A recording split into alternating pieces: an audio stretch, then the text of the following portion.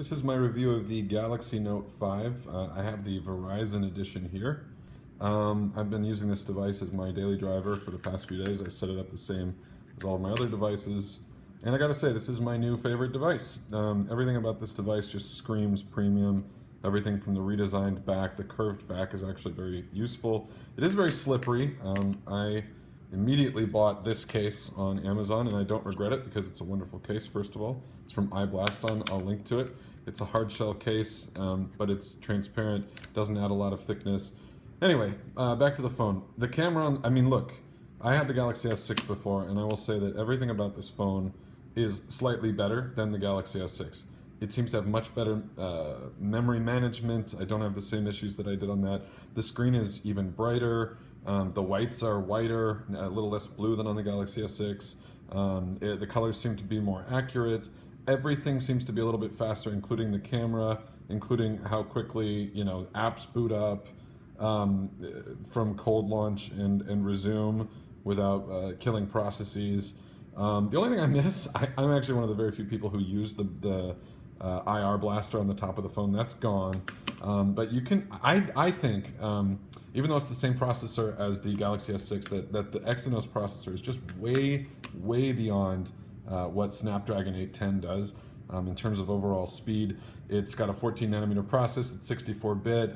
It just seems like Qualcomm's fallen a little bit behind. They had the overheating issues because they were really trying to get it 64-bit for the 810, but Samsung was ready with this, and it seems like they're a generation ahead, at least in terms of CPU performance. I've tested a lot of Snapdragon processors and a lot of other processors this year, and the only ones that I can see are actually Intel Atom processors that have really good performance.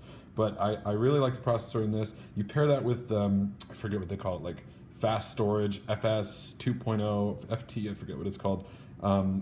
Flash storage that's a little bit faster on this. Things get accessed faster. The RAM, 4 gigabytes of RAM, seems to take advantage of that because of the 64-bit processor.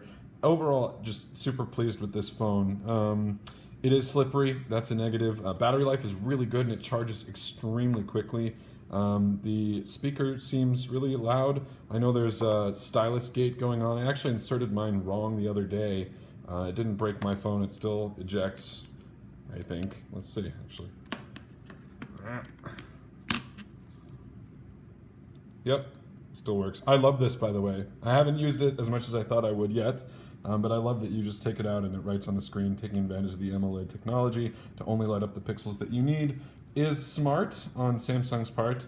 Wait, let me make sure I put this in the right way. That's actually the wrong way. I don't want to ruin that, so I will do that after the review's over. Look at that. I did that one-handed. I'm so proud of myself. But yeah, I recommend buying this thing. The Note 5 is the best phone there is in so many different ways. What it lacks in an SD card slot, I have most of my stuff in the cloud anyway. And in terms of the removable battery, I actually get great battery life. And I think, best camera, best processor, best screen. I just got rid of all the Samsung bloat myself. I installed Nova. I changed the theme. They have a theme store now. I don't use the heart rate monitor, but there are a lot of other premium features that Samsung offers that I do like and I do use. And so, yeah, I recommend buying it.